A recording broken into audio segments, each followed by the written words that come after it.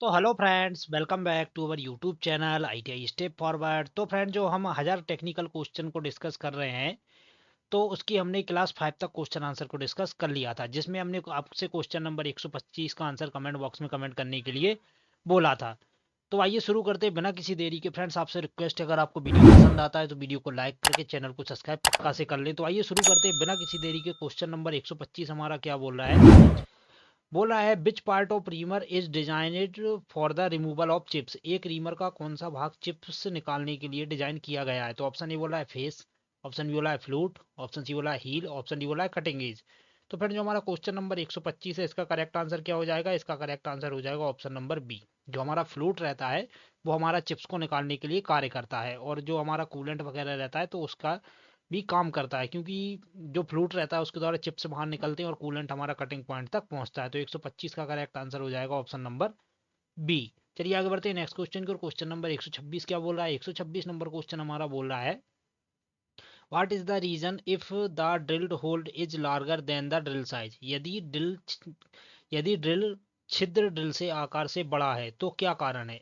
मतलब बोल रहा है कि जो हमारा ड्रिल है, अगर ड्रिल जो हमारा हमने ड्रिल होल किया है वो हमारे आकार से बड़ा है तो उसका क्या कारण है? तो ऑप्शन ए बोला है ड्रिल तेज नहीं है, ऑप्शन बी बोला है फीड दर बहुत अधिक है, ऑप्शन सी बोला है काटने की गति बहुत अधिक है, ऑप्शन डी बोला है कतरन किनारे के असमान कोण।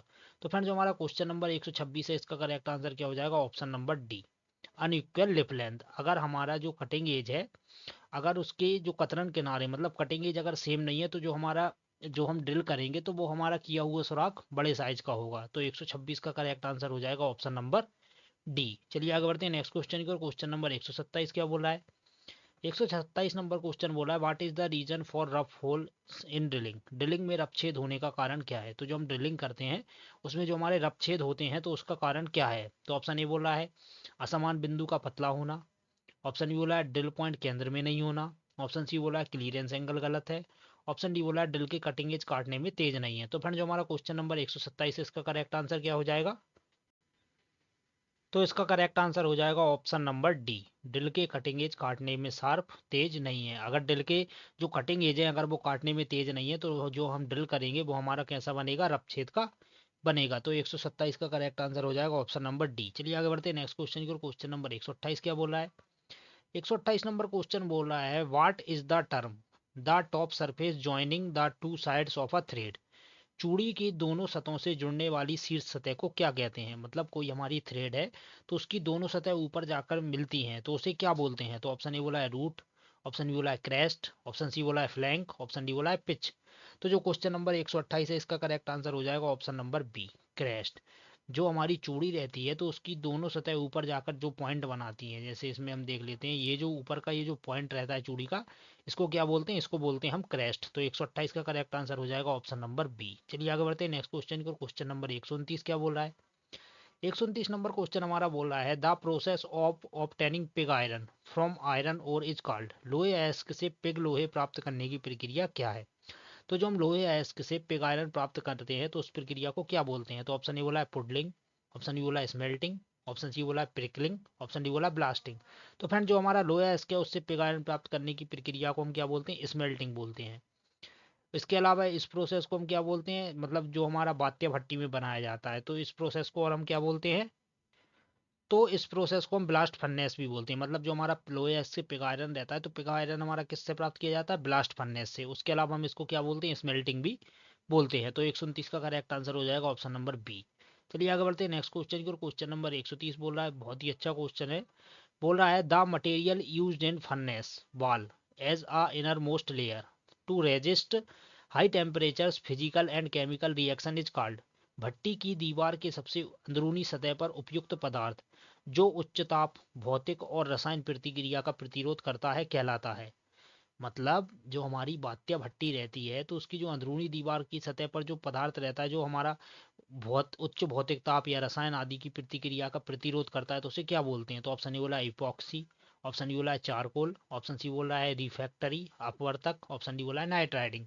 तो फ्रेंड, जो हमारा क्वेश्चन नंबर 130 है, इसका करेक्ट आंसर हो जाएगा ऑप्शन नंबर सी, रिफ्रैक्टरी। जो हमारा अपवर्तक रहता है वो हमारा उच्च ताप हो गया, भौतिक हो गया, रसायन वगैरह हो गया, तो उन सबका प्रतिरोध करता है। तो इसका करेक्ट आंसर हो जाएगा ऑप्शन नंबर सी। चलिए आगे बढ़ते हैं नेक्स्ट क्वेश्चन की ओर। क्वेश्चन नंबर 131 क्या बोल रहा है? 131 नंबर क्वेश्चन बोला है which term indicate the amount of bond present between the individual abrasive grains. कौन सा शब्द व्यक्तिगत अपघर्षक ग्रेन्स के बीच मौजूद बॉन्ड की मात्रा को इंगित करता है। तो ये हमारे ग्राइंडर से क्वेश्चन लिया गया है। मतलब कौन सा शब्द है जो हमारा एब्रेसिव ग्रेन्स के बीच मौजूद बॉन्ड की मात्रा को इंगित करता है। तो ऑप्शन ए बोला है ग्रेन साइज, ऑप्शन बी बोला है ग्रेड, ऑप्शन सी बोला है एब्रेसिव, ऑप्शन डी बोला है स्ट्रक्चर। तो 131 का करेक्ट आंसर हो जाएगा ऑप्शन नंबर डी, स्ट्रक्चर। अब स्ट्रक्चर हमारा क्या रहता है फ्रेंड्स, तो मैं आपको बता देता हूँ। जो हमारा ग्राइंडिंग व्हील रहता है तो उसमें जो एब्रेसिव कॉइंस रहते हैं और बॉन्ड की मात्रा का जो अनुपात रहता है उसको ही हम क्या बोलते हैं, स्ट्रक्चर बोलते हैं। अब स्ट्रक्चर भी हमारी दो प्रकार की रहती है, ओपन स्ट्रक्चर और डेंस स्ट्रक्चर। तो फ्रेंड्स अगर आपको ग्राइंडिंग व्हील्स के संबंधित जो भी अगर डाउट है तो हमने ग्राइंडिंग व्हील की एक सेपरेट वीडियो बनाई है जिसकी हमने प्ले लिस्ट बनाई है, जिसमें हमने हर चैप्टर को पूरी तरीके से डिस्कस किया है। तो आप वहां पर जाकर देख सकते हैं। चलिए आगे बढ़ते हैं नेक्स्ट क्वेश्चन की ओर। क्वेश्चन नंबर 132 क्या बोल रहा है। 132 नंबर क्वेश्चन बोल रहा है हमारा the required amount of air under pressure enters the cupola furnace from the air chamber through opening which are called. दाब युक्त वायु की जरूरी मात्रा वायु कक्ष से कपोला फर्नेस के द्वारों से होती हुई प्रविष्ट होती है। ये द्वार खाली स्थान कहलाते हैं। तो ऑप्शन ए बोला है लिम्स, ऑप्शन डी बोला है स्प्रू, ऑप्शन सी बोला है 2 ईयर्स, ऑप्शन डी बोला है राइजर। तो जो क्वेश्चन नंबर 132 है इसका करेक्ट आंसर क्या हो जाएगा, इसका करेक्ट आंसर हो जाएगा ऑप्शन नंबर सी, 2 ईयर्स। तो फिर जो हमारा क्यूपोला फर्नेस रहता है तो उसमें क्या रहता है, जो एयर का प्रेशर रहता है तो वो एंटर करता है क्यूपोला फर्नेस में। तो जो एक एयर चैम्बर बनाया जाता है जो हमारा धुआं वगैरह को निकालता है तो उसे हम क्या बोलते हैं, उसे हम बोलते हैं 2 ईयर्स। तो इसका करेक्ट आंसर हो जाएगा ऑप्शन नंबर सी। चलिए आगे बढ़ते हैं नेक्स्ट क्वेश्चन की ओर। क्वेश्चन नंबर 133 क्या बोला है। 133 नंबर क्वेश्चन हमारा बोल रहा है the melting point of cast iron the commonly used furnace is. Cast iron को गलाने के लिए सामान्यतः खाली स्थान उपयोग में लाई जाती है। अब पूछ रहा है कास्ट आयरन हमारा किस फर्नेस में बनाया जाता है। तो ऑप्शन ए बोला है पिट फर्नेस, ऑप्शन बी बोला है क्यूबोला फर्नेस, ऑप्शन सी बोला है आर्क फर्नेस, ऑप्शन डी बोला है रोटरी फर्नेस। तो फ्रेंड जो हमारा कास्ट आयरन रहता है वो किस फर्नेस में बनाया जाता है, हमारा क्यूपोला फर्नेस में। तो इसका करेक्ट आंसर हो जाएगा ऑप्शन नंबर बी। चलिए आगे बढ़ते हैं नेक्स्ट क्वेश्चन की ओर। क्वेश्चन नंबर 134 क्या बोल रहा है। 134 नंबर क्वेश्चन बोल रहा है what is the effect if clearance angle is incorrect. यदि क्लियरेंस कोण गलत है तो क्या प्रभाव होगा। अगर हमारा क्लियरेंस एंगल ही सही नहीं है तो क्या प्रभाव होगा। तो ऑप्शन ए बोल रहा है बड़े आकार के होल, ऑप्शन बी बोला है ओवरहीट ड्रिल, ऑप्शन सी बोला है रफ होल, ऑप्शन डी बोल रहा है ब्रोकन ड्रिल, ड्रिल का टूटना। तो 134 का करेक्ट आंसर हो जाएगा option number B, over heated drill. अगर हमारा क्लियरेंस एंगल ही गलत होगा तो जो हमारा ड्रिल रहेगा वो अधिक हीट करेगा। अब हीट करेगा तो उससे क्या रहेगा, हमारा ड्रिल टूट भी सकता है। तो इसका अगर क्लियरेंस एंगल सही नहीं है तो उसका कारण है हमारा ओवर हीट ड्रिल, मतलब ड्रिल हमारा ओवर हीट करेगा। चलिए आगे बढ़ते हैं नेक्स्ट क्वेश्चन की ओर। क्वेश्चन नंबर 135 क्या बोल रहा है।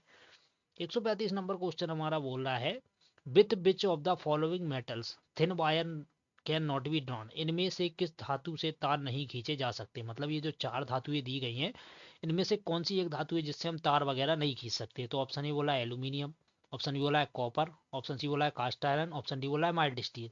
तो फ्रेंड जो हमारा क्वेश्चन नंबर 135 है इसका करेक्ट आंसर हो जाएगा ऑप्शन नंबर सी। जो हमारी कास्ट आयरन धातु है उससे हम धातु के तार वगैरह नहीं खींच सकते हैं। तो इसका करेक्ट आंसर रहेगा कास्ट आयरन, क्योंकि फ्रेंड जो हमारी कास्ट आयरन रहती है उससे हम तार वगैरह नहीं खींच सकते। चलिए आगे बढ़ते हैं नेक्स्ट क्वेश्चन की ओर। क्वेश्चन नंबर 136 क्या बोल रहा है। 136 नंबर क्वेश्चन बोल रहा है powder metallurgy does not belongs to. चूर्ण धातु विज्ञान इनमें से किससे संबंधित नहीं है। जो हमारी पाउडर मेटालर्जी विधियां रहती हैं बियरिंग के लिए तो किससे संबंधित नहीं है। तो ऑप्शन ए बोल रहा है बियरिंग के छिद्रित उत्पादों से, ऑप्शन बी बोला है अग्निरोधक भागों जैसे कैथोड एनोड से, ऑप्शन सी बोल रहा है वाहनों के भागों से, ऑप्शन डी बोला है कास्टिंग ढलाई से। तो फ्रेंड जो हमारी पाउडर मेटलर्जी विधि रहती है वो हमारी कास्टिंग ढलाई से संबंधित नहीं होती। बाकी हमारा वाहनों के भागों से, अग्निरोधक भागों जैसे एनोड कैथोड से, बियरिंग के छिद्रित उत्पादों से, तो इन सभी से ये रहती है संबंधित, लेकिन कास्टिंग से संबंधित नहीं रहती है। तो 136 का करेक्ट आंसर हो जाएगा ऑप्शन नंबर डी। तो फ्रेंड्स ये थोड़ा हमारा न्यू टाइप क्वेश्चन है, इसको आपको याद रखना है। चलिए आगे बढ़ते हैं नेक्स्ट क्वेश्चन की ओर। क्वेश्चन नंबर 137 क्या बोल रहा है। 137 नंबर क्वेश्चन हमारा बोल रहा है what is the operation of bevelling the end of a drill hole. एक ड्रिल किए गए छेद के अंत को बेवलिंग का कार्य क्या कहलाता है। मतलब कोई ड्रिल होल है उसको अगर हमने बेवल किया है तो उसको उसके लिए कौन से ऑपरेशन का यूज किया गया है। तो ऑप्शन ए बोला है रीमिंग, ऑप्शन बी बोला है स्पॉट फेसिंग, ऑप्शन सी बोला है काउंटर बोरिंग, ऑप्शन डी बोला है काउंटर सिंकिंग। तो फ्रेंड्स कोई भी हमारा छेद है उसको मतलब बेवलिंग करने वाले ऑपरेशन को जब भी बेवल करने का मतलब बेवल नाम आ जाए तो बेवलिंग करने के लिए हम किस प्रोसेस का यूज करते हैं या कौन सी विधि अपनाते हैं? तो उसके लिए हम करते हैं काउंटर सिंकिंग। तो 137 सॉरी, तो इसका करेक्ट आंसर क्या हो जाएगा? इसका करेक्ट आंसर हो जाएगा option number D, countersinking. अगर हमें किसी भी छेद के अंत को बेवलिंग करने है तो उसके लिए हम किसका यूज करेंगे? काउंटर सिंकिंग का यूज करेंगे। चलिए आगे बढ़ते हैं नेक्स्ट क्वेश्चन को। क्वेश्चन नंबर 138 क्या बोल रहा है? 138 नंबर क्वेश्चन बोला है the main purpose of annealing is, annealing का मुख्य उद्देश्य क्या है? जो हमारी एनिलिंग प्रोसेस रहती है हीट ट्रीटमेंट में, उसका मुख्य उद्देश्य क्या है? तो ऑप्शन ए बोला है हार्डनेस को बढ़ाना, ऑप्शन डी बोला है कड़ेपन को बढ़ाना, ऑप्शन सी बोला है मशीनिबिलिटी को सुधार करना, ऑप्शन डी बोला है विरूपण को रोकना। तो जो क्वेश्चन नंबर 138 है इसका करेक्ट आंसर हो जाएगा option number C, to improve machinability. Machinability में सुधार करना हमारे एनिलिंग का उद्देश्य होता है। चलिए आगे बढ़ते हैं नेक्स्ट क्वेश्चन को। क्वेश्चन नंबर 129 क्या बोल रहा है? सॉरी 139 क्या बोला है? बोल रहा है file grades are determined by the, file ग्रेडों का निर्धारण किसके द्वारा होता है? जो फाइल के ग्रेड रहते हैं वो किसके द्वारा दर्शाए जाते हैं? तो ऑप्शन ए बोला है हील के सिरे से दूरी, ऑप्शन बी बोला है दांत की स्पेसिंग, ऑप्शन सी बोला है फाइल के कट, ऑप्शन डी बोला है फाइल के आकार। तो फ्रेंड जो हमारे फाइल के ग्रेड वगैरह रहते हैं उसका निर्धारण किसके द्वारा होता है? तो जो क्वेश्चन नंबर 139 है इसका करेक्ट आंसर हो जाएगा option number B, spacing of teeth. दांत की जो स्पेसिंग रहती है उसके द्वारा जो हमारे फाइल के ग्रेड्स हैं उसको डिटरमिनाइट किया जाता है। तो 139 का करेक्ट आंसर हो जाएगा ऑप्शन नंबर बी। चलिए आगे बढ़ते हैं नेक्स्ट क्वेश्चन की ओर। क्वेश्चन नंबर 140 क्या बोल रहा है? 140 नंबर क्वेश्चन बोला है the first aid box should be properly equipped and kept in, प्राथमिक चिकित्सा सहायता बॉक्स ठीक प्रकार से भरा हुआ होना चाहिए और इसे कहाँ रखा जाना चाहिए? तो जो हमारा फर्स्ट एड किट रहता है उसको कहाँ रखा जाना चाहिए? तो ऑप्शन ए बोला है महत्वपूर्ण स्थान पर, ऑप्शन बी बोला है मशीनिंग एरिया में, ऑप्शन सी बोला है आसान पहुंचने वाले स्थान पर, ऑप्शन डी बोला है राइट पोजीशन सही अवस्था में। तो जो क्वेश्चन नंबर 140 है इसका करेक्ट आंसर हो जाएगा ऑप्शन नंबर सी, आसानी से पहुंचने वाले स्थान पर, मतलब जहां पर हम आसानी से पहुंच सकते हैं वहां पर हमारा फर्स्ट एड बॉक्स होना चाहिए। तो 140 का करेक्ट आंसर हो जाएगा ऑप्शन नंबर सी। चलिए आगे बढ़ते हैं नेक्स्ट क्वेश्चन की ओर। क्वेश्चन नंबर 141 क्या बोल रहा है? 141 बोल रहा है which type of thread is used in precision instrument, परिशुद्धता वाले उपकरण में प्रयोग की जाने वाली थ्रेड का प्रकार है। तो जो हमारे प्रिसीजन इंस्ट्रूमेंट रहते हैं उनमें किस थ्रेड का यूज किया जाता है? तो ऑप्शन ए बोला है BSW थ्रेड, ऑप्शन डी बोला है एक्मी थ्रेड, ऑप्शन सी बोला है स्क्वायर थ्रेड, ऑप्शन डी बोला है BA थ्रेड। तो फ्रेंड जो हमारे प्रिसीजन इंस्ट्रूमेंट वगैरह रहते हैं तो उसमें हम हमेशा किसका यूज करते हैं? BA थ्रेड का यूज करते हैं, क्योंकि जो BA थ्रेड रहती है वो हमारी बहुत ही बारीक चूड़ियाँ होती हैं और इसका कोण कितना रहता है? तो इसका कोण रहता है 47.5 डिग्री, मतलब 47.5 डिग्री। तो 141 का करेक्ट आंसर हो जाएगा ऑप्शन नंबर डी। चलिए आगे बढ़ते हैं नेक्स्ट क्वेश्चन की ओर। क्वेश्चन नंबर 142 क्या बोला है? 142 क्वेश्चन नंबर बोल रहा है हमारा what is use to measure the gap, किसी गैप को मापने के लिए निम्न में से किसका प्रयोग किया जाता है? तो हमारा कोई गैप वगैरह है उसको मापने के लिए किसका यूज करेंगे? तो ऑप्शन ए बोला taper plug gauge, option B बोला है हमारा स्लिप गेज, ऑप्शन सी बोला है taper ring gauge, option D बोला है थ्रेड गेज। तो फ्रेंड जो हमारा क्वेश्चन नंबर 142 है इसका करेक्ट आंसर हो जाएगा option number B, slip gauge. मतलब कोई हमारा गैप वगैरह है अगर हमें उसको मापना है तो उसके लिए हम स्लिप गेज का यूज भी कर सकते हैं। तो 142 का करेक्ट आंसर हो जाएगा ऑप्शन नंबर बी। चलिए आगे बढ़ते हैं नेक्स्ट क्वेश्चन को। क्वेश्चन नंबर 143 क्या बोल रहा है? 143 नंबर क्वेश्चन बोला है the form of threads are used in the places where the sliding force act in one direction is, जहां पर स्लाइडिंग बल एक दिशा में कार्य करते हैं वहां पर प्रयोग किए जाने वाले थ्रेड का रूप होता है। मतलब स्लाइडिंग बल एक दिशा में कार्य कर रहा है तो वहां पर हम किस थ्रेड का यूज करेंगे? तो ऑप्शन ए बोला है भी थ्रेड, ऑप्शन बी बोला है स्क्वायर थ्रेड, ऑप्शन सी बोला है ट्रोपेजोइडल थ्रेड, ऑप्शन डी बोला है साटूथ थ्रेड। तो फ्रेंड जहां पर बल हमारा एक दिशा में कार्य करता है तो वहां पर हम किस थ्रेड का यूज करते हैं? साटूथ थ्रेड का यूज करते हैं। और जो हमारी सातूथ थ्रेड रहती है तो इसका एंगल कितना रहता है? इसका एंगल आपको कमेंट बॉक्स में कमेंट करके बताना है। चलिए आगे बढ़ते हैं नेक्स्ट क्वेश्चन की ओर। क्वेश्चन नंबर 144 क्या बोल रहा है? 144 नंबर क्वेश्चन हमारा बोल रहा है the largest diameter of screw thread is known as, किसी स्क्रू थ्रेड के सबसे बड़े व्यास को जाना जाता है। तो कोई भी हमारी स्क्रू थ्रेड है तो उसका जो सबसे बड़ा व्यास रहता है उसको क्या बोलते हैं? तो ऑप्शन ए बोला है माइनर डायामीटर, ऑप्शन बी बोला है नॉमिनल डायामीटर, ऑप्शन सी बोला है मेजर डायामीटर, ऑप्शन डी बोला है पिच डायामीटर। तो फ्रेंड जो हमारी स्क्रू थ्रेड रहती है तो जो उसका सबसे बड़ा व्यास रहता है उसे हम क्या बोलते हैं? उसे हम बोलते हैं मेजर डायामीटर। तो 144 का करेक्ट आंसर हो जाएगा ऑप्शन नंबर सी। चलिए आगे बढ़ते हैं नेक्स्ट क्वेश्चन की ओर। क्वेश्चन नंबर 145 क्या बोला है? 145 नंबर क्वेश्चन हमारा बोला है benefits of 5S systems are, 5S system के लाभ हैं। जो हमारा 5S सिस्टम रहता है उसके क्या लाभ हैं? तो ऑप्शन ए बोला है सफाई को करने को बढ़ावा, ऑप्शन बी बोला है उत्पादकता को बढ़ावा, ऑप्शन सी बोला है उत्पादन दर में कमी, ऑप्शन डी बोला है उत्पादन दर को बनाए रखना। तो फ्रेंड जो हमारा क्वेश्चन नंबर 145 है इसका करेक्ट आंसर हो जाएगा option number B, increase the productivity, उत्पादकता को बढ़ावा देना ही हमारे 5S सिस्टम का लाभ है। चलिए आगे बढ़ते हैं नेक्स्ट क्वेश्चन को। क्वेश्चन नंबर 146 क्या बोल रहा है? 146 नंबर क्वेश्चन बोला है tempering is the process of removing the property of, tempering एक प्रक्रिया है जिसके द्वारा दूर किया जाता है। तो ऑप्शन ए बोला है भंगुरता को, ऑप्शन बी बोला है मेलिएबिलिटी को, ऑप्शन सी बोला है कड़ेपन को, ऑप्शन डी बोला है तन्यता के गुण को। तो फ्रेंड जो हमारा क्वेश्चन नंबर 146 है इसका करेक्ट आंसर क्या हो जाएगा? इसका करेक्ट आंसर हो जाएगा ऑप्शन नंबर ए, ब्रिटलनेस, भंगुरता के गुण को। तो जो हमारी टेम्परिंग प्रोसेस रहती है इसमें क्या करते हैं, भंगुरता को कम करके टफनेस को बढ़ाया जाता है। तो इसका करेक्ट आंसर हो जाएगा ऑप्शन नंबर ए। चलिए आगे बढ़ते हैं नेक्स्ट क्वेश्चन को। क्वेश्चन नंबर 147 क्या बोल रहा है? बहुत अच्छा क्वेश्चन है फ्रेंड्स। बोल रहा है in the number drill series the number 80 drill size is, number drill की सीरीज में नंबर 80 ड्रिल का आकार क्या है? तो फ्रेंड जो हमारे आपने पढ़ा होगा जो हमारे ड्रिल रहते हैं वो 1 से 80 नंबर तक पाए जाते हैं। तो उसमें 1 से 80 नंबर तक के ड्रिल का साइज हमें मालूम होना चाहिए, जिसमें हमारा 1 नंबर का ड्रिल क्या का साइज क्या है और 80 नंबर ड्रिल का साइज क्या है। तो उसके बारे में पूछा गया है। तो इसमें किसका पूछा है? 80 ड्रिल का आकार क्या है, मतलब 80 नंबर का जो ड्रिल है उसका साइज क्या है, और वो भी इंच में पूछा गया है, एमएम में नहीं पूछा गया है, इंच में पूछा गया है। तो ऑप्शन ए बोला है 0.1035 इंच, ऑप्शन बी बोला है 0.0135 इंच, ऑप्शन सी बोला है 0.228 इंच, ऑप्शन डी बोला है 0.258 इंच। तो फिर जो हमारा क्वेश्चन नंबर 147 है इसका करेक्ट आंसर क्या हो जाएगा? इसका करेक्ट आंसर हो जाएगा ऑप्शन नंबर बी, 0.0135 इंच हमारे 80 नंबर ड्रिल का साइज होता है। तो 147 का करेक्ट आंसर हो जाएगा ऑप्शन नंबर बी। चलिए आगे बढ़ते हैं नेक्स्ट क्वेश्चन को। क्वेश्चन नंबर 148 क्या बोल रहा है? 148 नंबर बोल रहा है in the letter drill size in the letter drill series the drill size of drill A is equal to, letter drill की सीरीज में ड्रिल ए का आकार किसके बराबर होता है? तो फ्रेंड्स मतलब हमारे नंबर के अनुसार भी ड्रिल पाए जाते हैं और लेटर के अनुसार भी।